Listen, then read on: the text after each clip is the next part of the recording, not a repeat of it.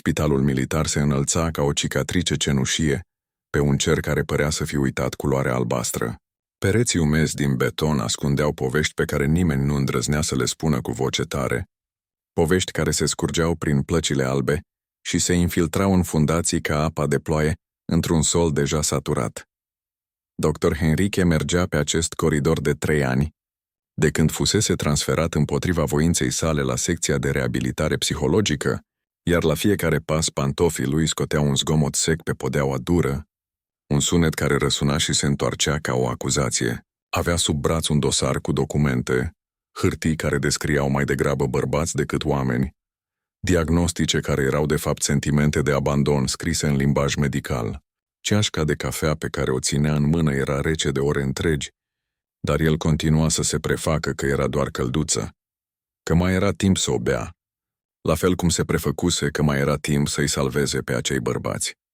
Doctorul avea 52 de ani, părul complet cărunt, pieptănat cu precizie militară și ochelari rotunzi care îi alunecau constant pe nas, de parcă refuzau să stea acolo. Pielea lui avea acea nuanță ușor gălbuie a cuiva care doarme prea puțin și muncește prea mult, iar ochii lui purtau greutatea unor decizii pe care nicio vârstă nu le poate îmbătrâni în mod adecvat. Nu era genul de doctor care primea atenție sau premii la ceremonii oficiale. Era genul care ajungea la spital înainte de răsărit, pleca când se întunecase deja și cunoștea numele fiecărui pacient, ca și cum ar fi fost membri ai propriei sale familii sărace. Colegii lui îl considerau competent, dar obsesiv, dedicat, dar obosit, un om care pierduse ceva important pe parcurs și își petrecea zilele, încercând să găsească acel ceva în chipurile celorlalți. În acea dimineață de luni, ca în atâtea alte dimineți care se suprapuneau și deveneau indistincte, doctorul Henrique s-a confruntat cu aceeași realitate, care îl bântuia încă de la primul său schimb. Saloane pline de bărbați care nu erau răniți în sensul în care învățau cărțile de medicină.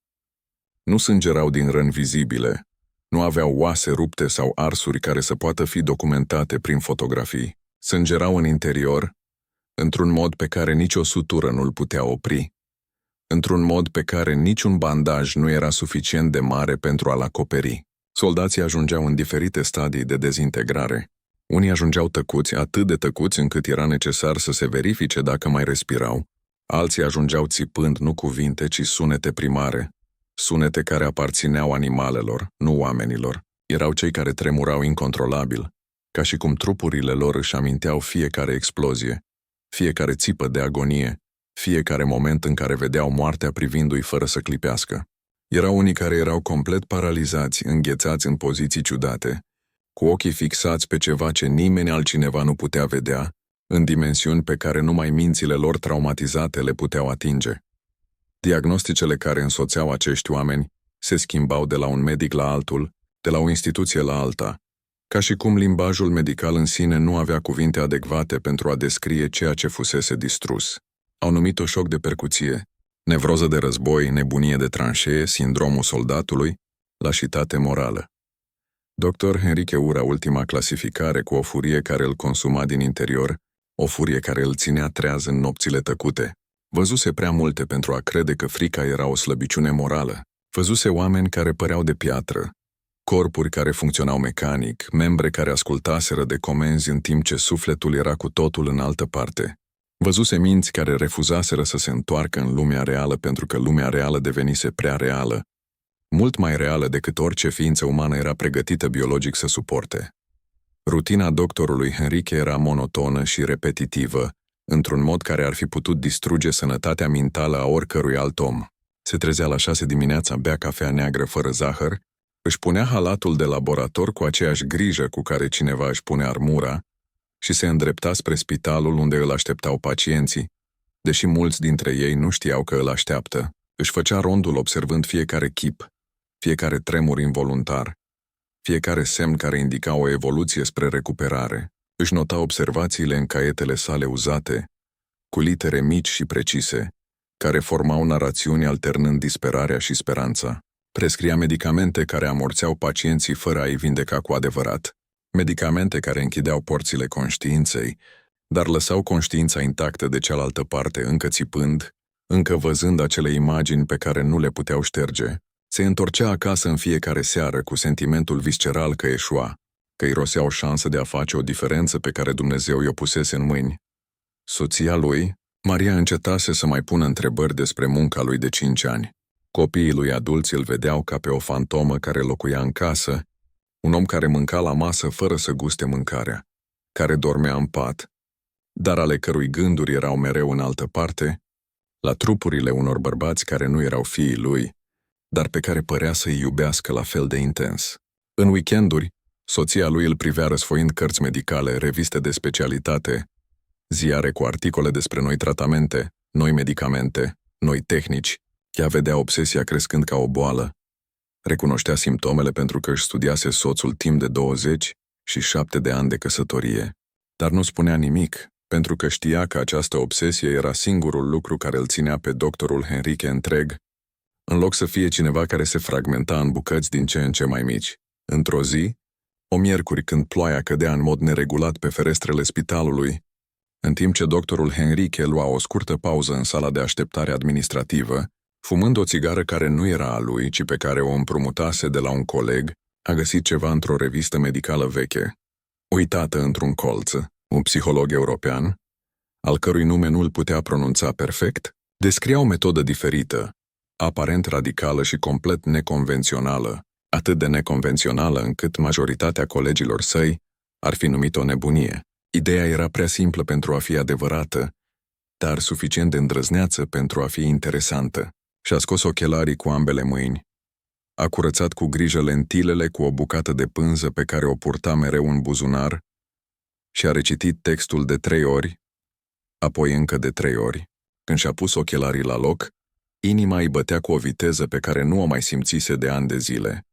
Dacă primiți această poveste, să știți că ea începe exact în acest moment, la această răscruce specifică între disperarea profundă și speranța fragilă, între medicina convențională care nu a funcționat și o abordare pe care nimeni nu o înțelegea încă pe deplin. Abonați-vă la canal și activați notificările pentru a urmări povești reale despre curaj extraordinar, despre oameni care au provocat sistemul stabilit și au schimbat cursul întregii vieți în cele mai întunecate perioade cu care s-a confruntat vreodată umanitatea. Ideea pe care dr. Henrique a găsit-o în acea revistă veche era atât de simplă încât părea imposibilă. Psihologul european descria o metodă prin care, în loc să le prescrie pacienților medicamente pentru a-și uita traumele, îi încuraja să retrăiască acele momente într-un mod controlat, ghidat și sigur.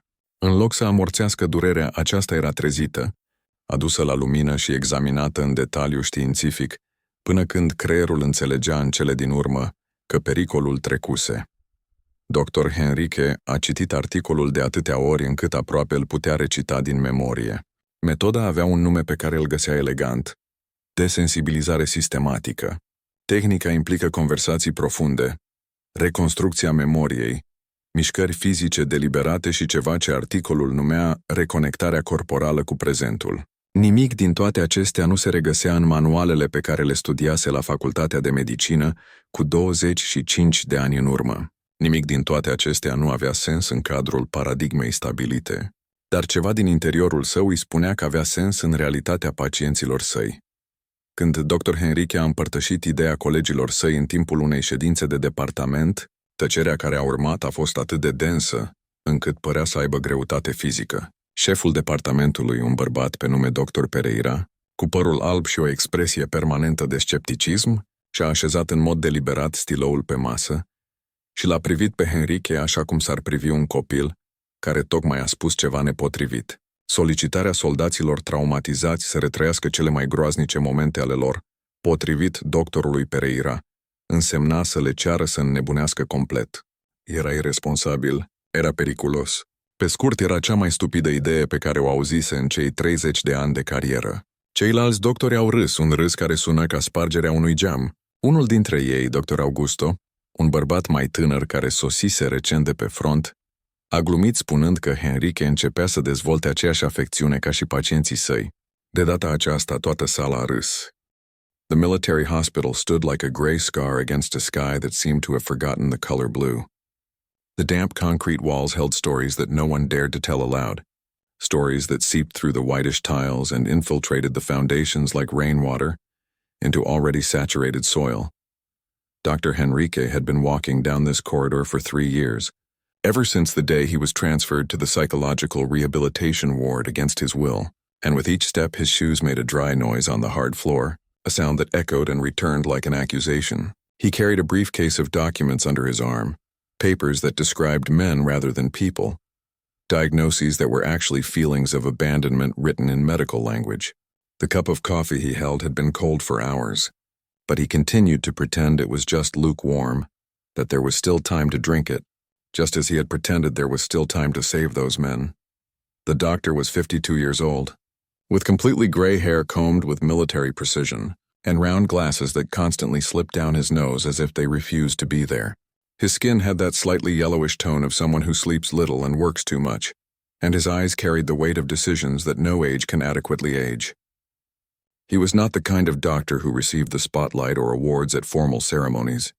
He was the kind who arrived at the hospital before dawn, who left when night had already fallen, and who knew the name of every patient as if they were direct members of his own destitute family.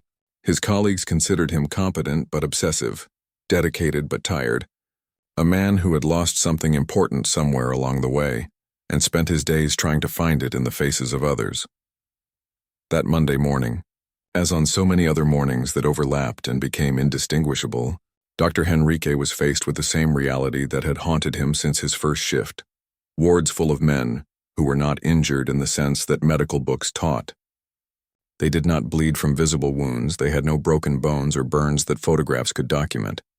They bled inside in ways that no suture could stop, in ways that no bandage was large enough to cover. The soldiers arrived in different states of disintegration. Some arrived silent, so silent that it was necessary to check if they were still breathing. Others arrived screaming.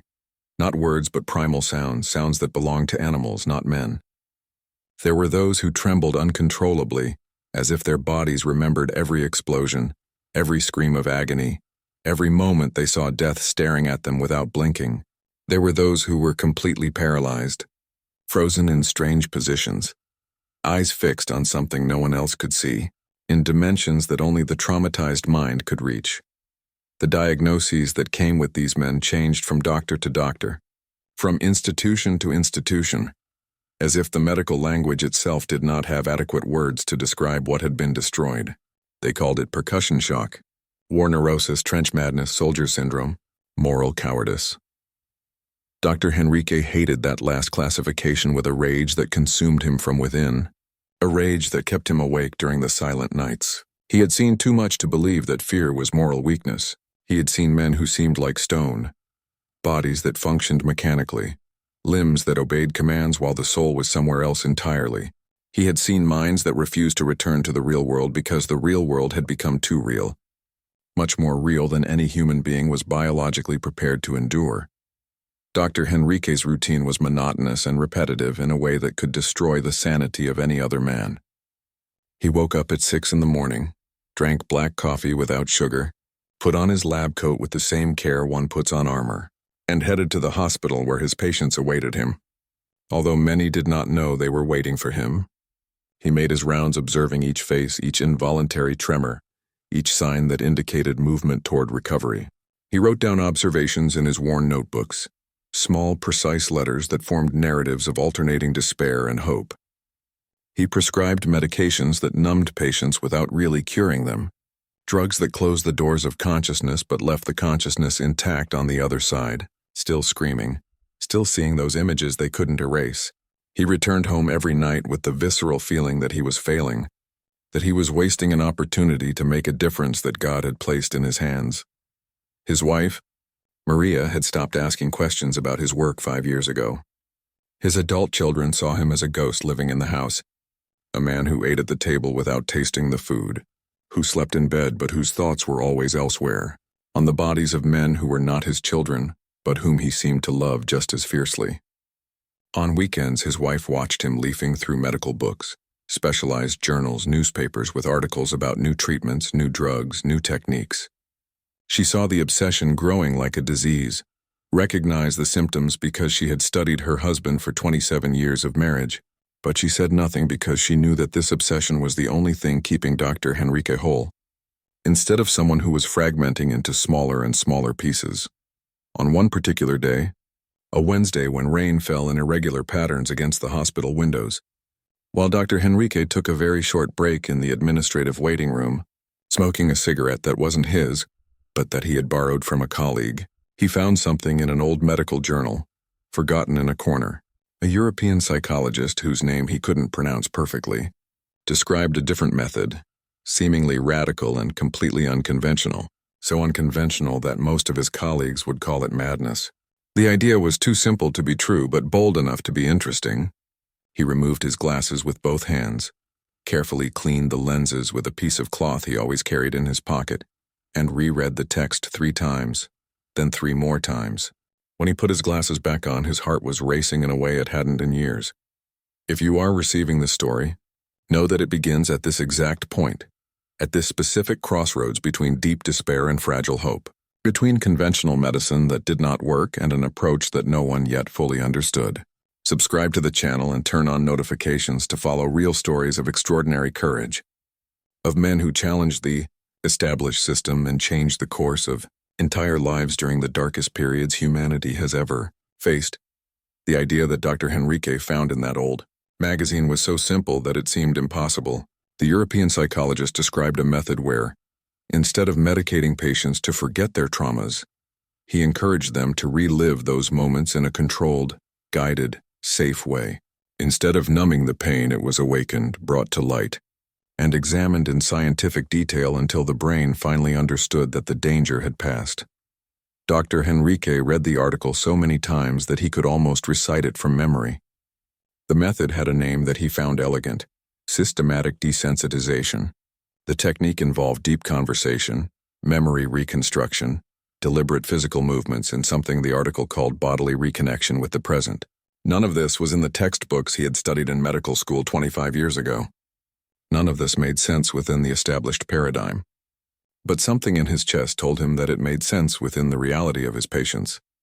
When Dr. Henrique shared the idea with his colleagues during a department meeting, the silence that followed was so thick it seemed to have physical weight. The head of the department, a man named Dr. Pereira who had white hair and a permanent expression of skepticism, deliberately placed his pen on the table and looked at Henrique, as one might look at a child who had just said something inappropriate. Asking traumatized soldiers to relive their worst moments, according to Dr. Pereira, was asking them to go completely insane. It was irresponsible. It was dangerous. It was, in short, the stupidest thing he had heard in his 30-year career. The other doctors laughed, laughter that sounded like breaking glass. One of them, Dr. Augusto, a younger man who had recently arrived from the front, made a joke about Henrique starting to develop the same condition as his patients. The whole room laughed this time. But Dr. Henrique did not respond angrily. He just nodded slowly, put his article back in his briefcase, and left the meeting with a strange sense of clarity. At that moment he understood something important. No one would support him. No one would validate his theory. If he wanted to try, he would have to do it alone, in overtime, with patients that no one else could help, in cases considered lost. This was both a condemnation and a liberation. It was a sentence of professional isolation, but it was also permission to act without supervision, without having to justify every step to colleagues who considered him crazy. That same night, Dr. Henrique asked permission to work with a specific patient, a soldier named João who had arrived at the hospital 3 months ago, completely catatonic. João was 23 years old, although he looked 60. His eyes were 2 empty glass balls that occasionally blinked, but no emotion inhabited that space. He had been in a trench when a bomb fell near him. He was not physically injured, there was no visible blood, but something inside him had broken in a way that no bandage could repair. Previous doctors had medicated him so heavily that he slept 20 hours a day, waking only to eat silently and return to darkness. Dr. Henrique observed João for an entire week before saying a word. He just watched, sat near his bed, breathed at the same pace he breathed. On the 8th day, Dr. Henrique began to speak. Not about João's trauma, not about the bomb or the trench, but about simple things.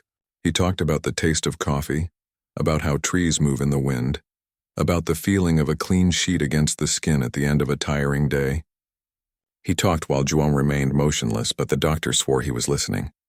Something in the words seemed to penetrate that opaque glass. Then slowly, Dr. Henrique began to introduce movements. He asked João to raise a finger. Just one finger. Or to move a foot. Just one foot. Microscopic movements that reconnected the body with the will to move. It took 2 whole weeks before João was able to follow the command to lift a finger. But when that finger moved, when the neurological calculation was translated into physical action, something changed in the young man's face. A tear rolled down his cheek, just one, but it was the first emotion anyone had seen in 3 months. Dr. Henrique felt his heart race at that moment.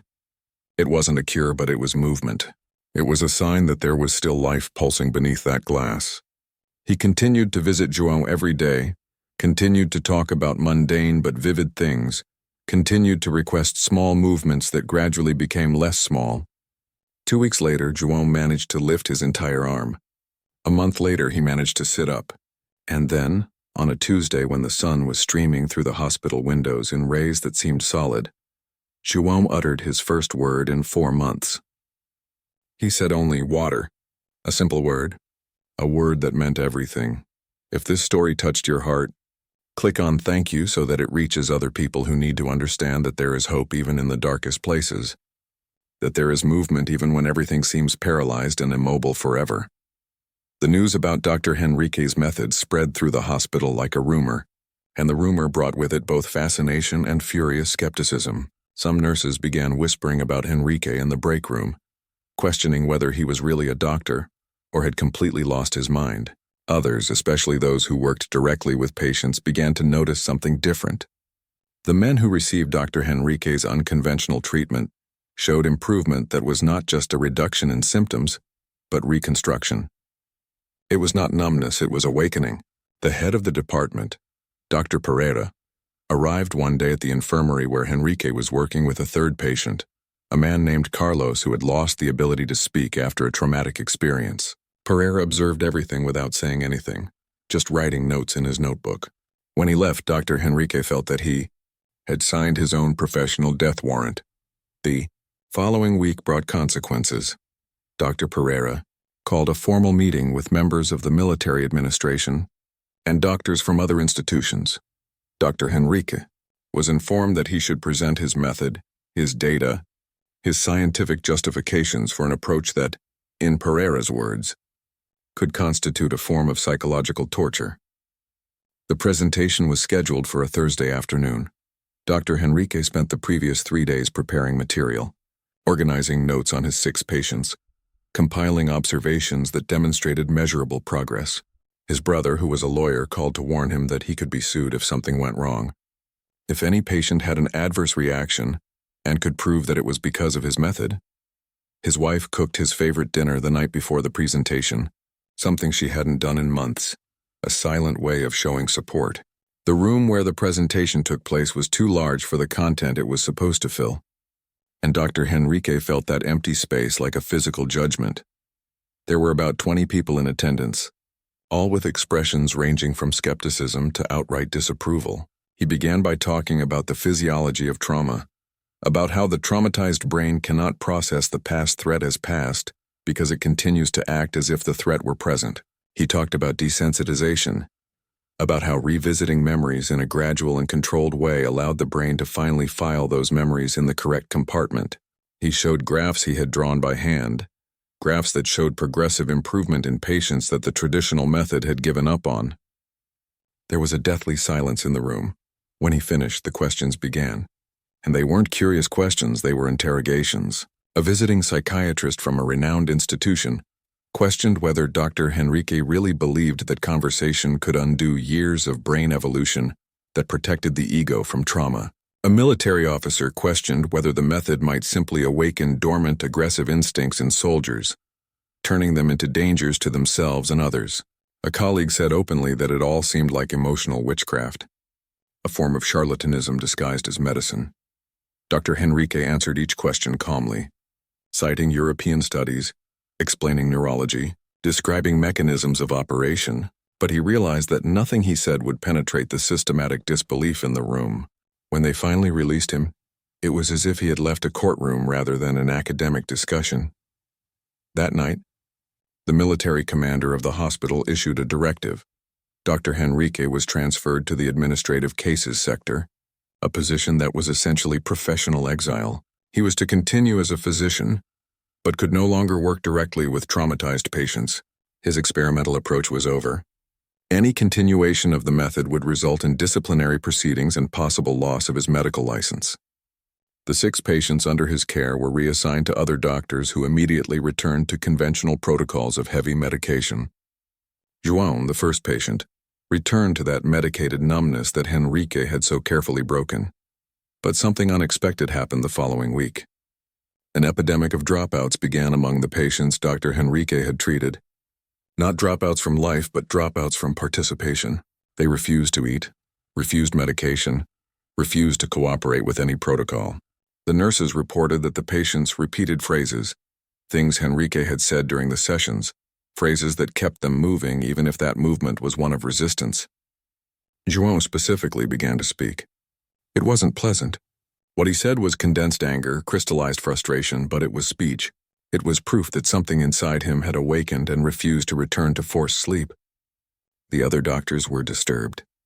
The nurses began to whisper. The administration began to reconsider. If this story touched your heart, click on "Thank you very much" so that it reaches other people who need to know that the system is not always right. That courage sometimes means being completely alone facing crowds of disapproval. One night, 3 weeks after his transfer to administrative work, Dr. Henrique was in his small office when the phone rang. It was a nurse named Silva who worked in the trauma ward. Silva spoke quickly with urgency in his voice. João had tried to hurt himself. He had tied a sheet around his neck. He had only been discovered because another patient had alerted them by shouting. Now João was under suicide watch, heavily sedated, and there was an investigation into why the patient had deteriorated so dramatically after receiving treatment from Dr. Henrique. The nurse said this with a mixture of compassion and accusation. Dr. Henrique felt his world turn upside down. He rushed out of the office, jumped into a taxi that drove him to the hospital, and went straight to the ward. João was tied to the bed, unconscious from the drugs. His face had returned to that glassy emptiness that Henrique had carefully broken. That was the fear that Dr. Henrique feared most. That was the argument his critics would use to destroy him completely, by searching his memory, by awakening the trauma. He could have also awakened despair. He could have removed the protection of the medicated numbness and left the young man too vulnerable to deal with the weight of his own experiences. Dr. Henrique sat down next to João's bed and put his head in his hands. He stayed there for hours, standing all night, watching the pale face of the young man who had trusted him. For the first time in his professional career, Dr. Henrique questioned everything. He questioned whether he had the right to play with such fragile minds. He questioned whether his certainty was arrogance. He questioned whether his and João's death would be the appropriate epilogue to his rebellion against the system. The next day, he was summoned by the administration again. This time, it was not a presentation. It was a formal interrogation. There was documentation. There were accusations. There was a strong suggestion that his method had caused irreversible mental deterioration in an already vulnerable patient. Dr. Henrique was informed that his permanent removal from medical practice would be recommended. There was also a civil lawsuit underway by João's parents who accused him of criminal negligence. As he received this torrent of bad news, Dr. Henrique remained completely motionless. His career, built over 25 years, was being demolished in 25 minutes. But strangely, that wasn't what worried him most. What worried him most was João, wondering if he had really damaged the young man's mind. That night, in explicit violation of the orders he had received, Dr. Henrique returned to the hospital. He entered through the service entrance, climbed the stairs silently, and arrived at the ward where João was sleeping under the effects of strong sedatives. Henrique pulled a chair close to the bed and simply sat down, as he had done so many times before. After an hour of absolute silence, João began to move. The sedative was wearing off. The young man's eyes slowly opened, focusing on the darkness, then focusing on Dr. Henrique. For a moment, nothing happened. Then João reached out his hand. his hand trembling, his fingers finding Henrique's arm, his face contorted into an expression that was every human emotion happening simultaneously. João began to speak, his voice hoarse from someone who had not spoken for days, or nights, or any period he could measure. He talked about the trench, about that specific moment when the boom came, when everything went black, when he felt death so close he almost touched it. But this time, as João spoke, Dr. Henrique didn't measure. He let the young man follow the natural flow of words. And when João reached the point where the explosion had happened, Henrique asked him to stop, breathe, recognize that he was alive now, that the moment had passed. Then João continued, but a little further, a little deeper. It took 3 hours. In the end, João was exhausted but different. The glass had returned, but this time there was something behind it. Not emptiness, but honest fatigue. There was a difference between numbness and rest, between death in life and life that breathes heavily. João then made a confession to Dr. Henrique. He had tried to hurt himself not because the treatment had worsened his condition, but because he had understood, for the first time, the depth of what he had lost. Conventional medications kept him in a state where he did not fully understand the trauma, but when Dr. Henrique awakened him, when the young man began to perceive his memories more clearly, the weight of it all became unbearable for a moment. He panicked, but it wasn't worse, it was different. It was honest. And in that conversation, in the silent infirmary at 3 a.m, João realized that he preferred painful honesty to meaningless numbness. He said this to Dr. Henrique with a clarity that touched spiritual depths. If this story touched your heart, click like so that it reaches other people who need to understand that healing is not always comfort, that sometimes growth is indistinguishable from suffering, that the difference lies in staying with someone through the process. When Dr. Henrique left that ward, dawn was turning the gray sky into shades of burnt orange. He walked like someone waking up from a very deep dream. Fatigue hit him in waves, the pain in his back, the despair beginning to dissipate, replaced by something approaching clarity. On his way out, he passed the nurse's lounge where Silva was writing information in a notebook. When he saw Dr. Henrique, the nurse immediately stood up, ready to block him or alert someone. But before he could speak, Dr. Henrique simply asked, "Tell me about the other patients. How are the other 5? Silva blinked, confused by the question. Then slowly he began to describe what he had observed. He said that Carlos, the second patient, had begun to make sounds for the first time in months. Not complete words, but phonemes indicating that the language cortex was awakening. He said that a third patient, a man named Pedro, had begun to draw, creating abstract images that psychologists believed were representations of his trauma coming out on paper, transferring from the inside to the outside. He said there was an emerging pattern, a pattern that Silva had noticed but never mentioned because he feared it was too much, that it was too much hope in a place where hope was a luxury. Silva then revealed something that no one had told Dr. Henrique. A week after Henrique's transfer, some of the patients he had treated began to communicate with each other about their treatments. They shared techniques that Henrique had taught them. They showed each other how to breathe when panic came, how to move their bodies to reconnect with the present, how to talk about memories without being overwhelmed by them. The nurses observed the patients teaching each other, creating an informal, therapeutic community that functioned without a formal medical prescription. Some patients even helped others who were in worse condition, guiding them through those first steps of awakening that Dr. Henrique had taken with each of them individually.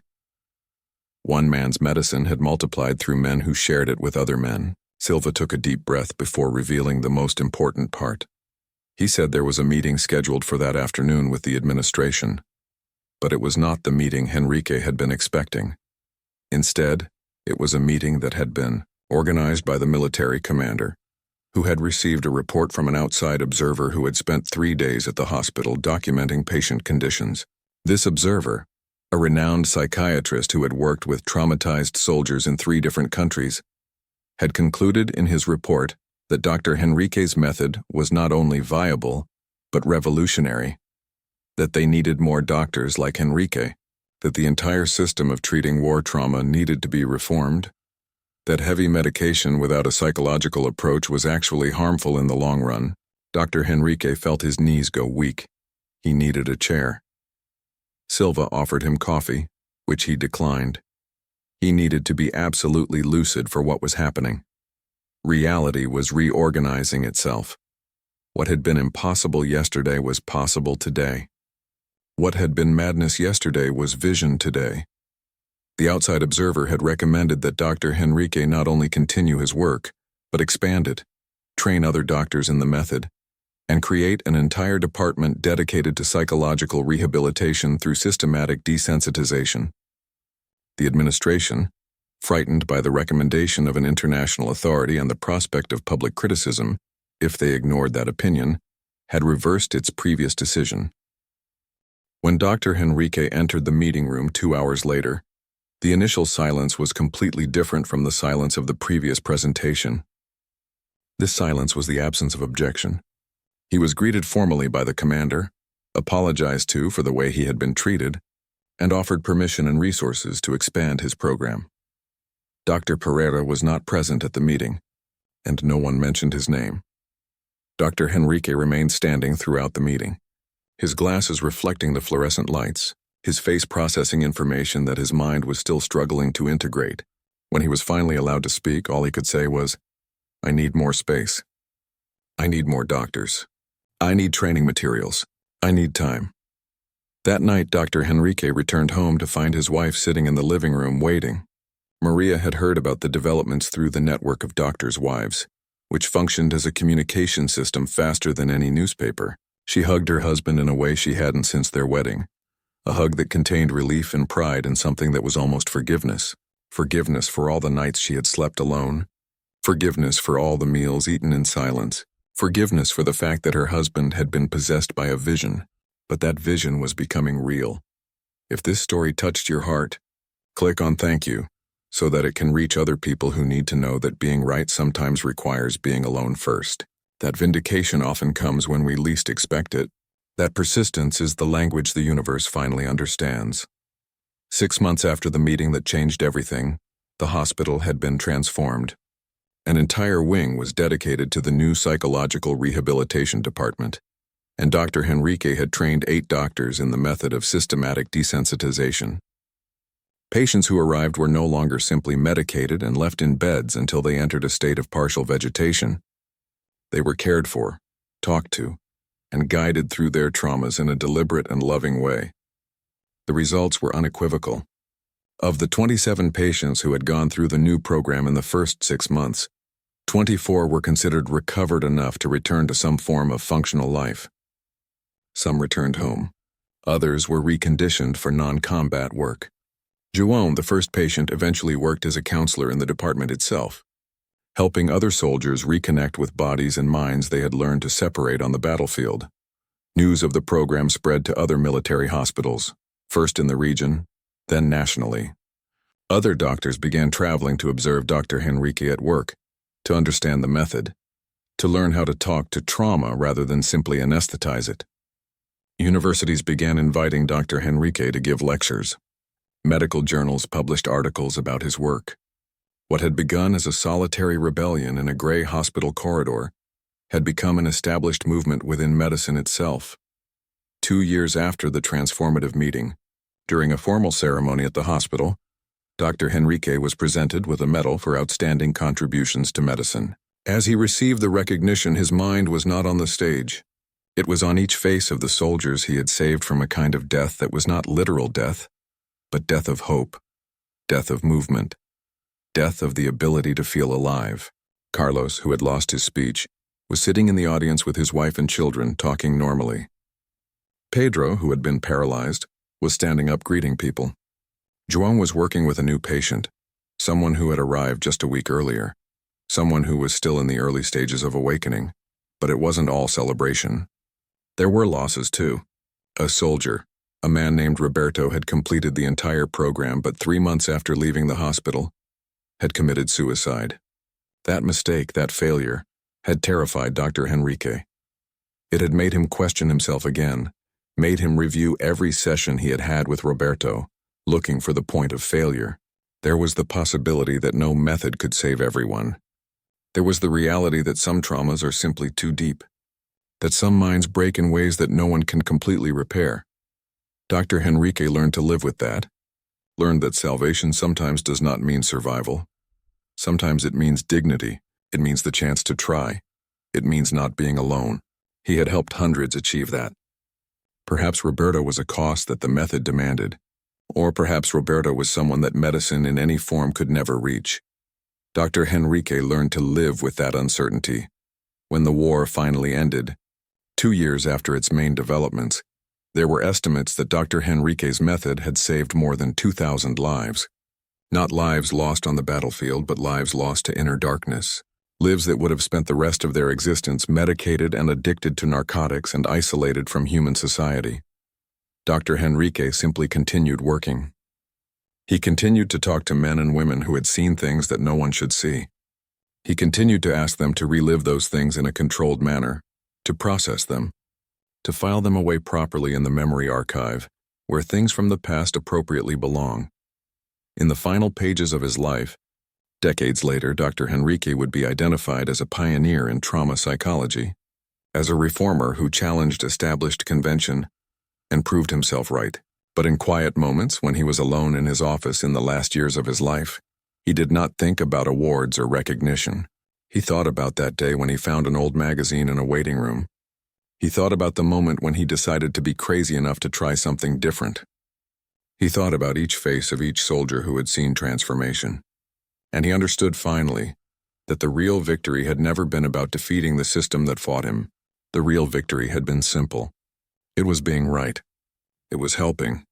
It was standing by someone as they learned that survival was possible, that movement was possible, that a return to life was possible. If this story touched your heart, share it with someone who needs to understand that within each of us there is the courage to challenge the impossible. That rejection is sometimes simply the universe testing your faith, that a meaningful life requires being willing to be called crazy by people who don't yet understand. Join our community. Comment on what part of this story touched you the most and share it so that others can learn that transformation is possible even in the darkest places of human experience.